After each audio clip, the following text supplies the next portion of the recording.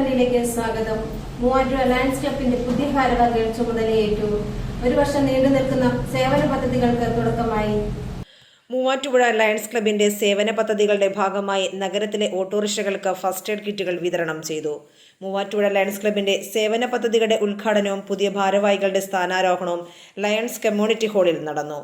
Lions മുൻ district governor Rajesh കൊളരിക്കൽ ഉദ്ഘാടനം ചെയ്തു.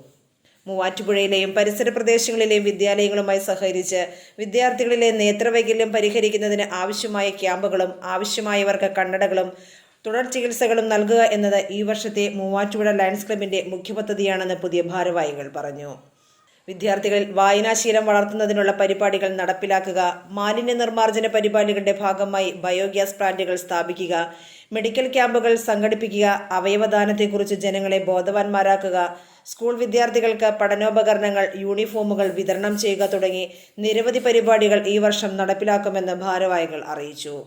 മൂവാറ്റുപുഴ ലയൺസ് ക്ലബിന്റെ പുതിയ ഭാരവാഹികളായി Jagan James president, Biju K Thomas secretary, Varghese Niravath treasurer എന്നിവർ സ്ഥാനമേറ്റു. യോഗത്തിൽ Lions club president AR Balachandran അധ്യക്ഷത വഹിച്ചു.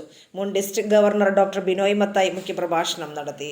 Lions region chairman Rajeev Menon, Jose Varkey Kakkanad, VP Suresh, Kukku Mathai, Varghese Niravath തുടങ്ങിയവർ സംസാരിച്ചു. Team news 17.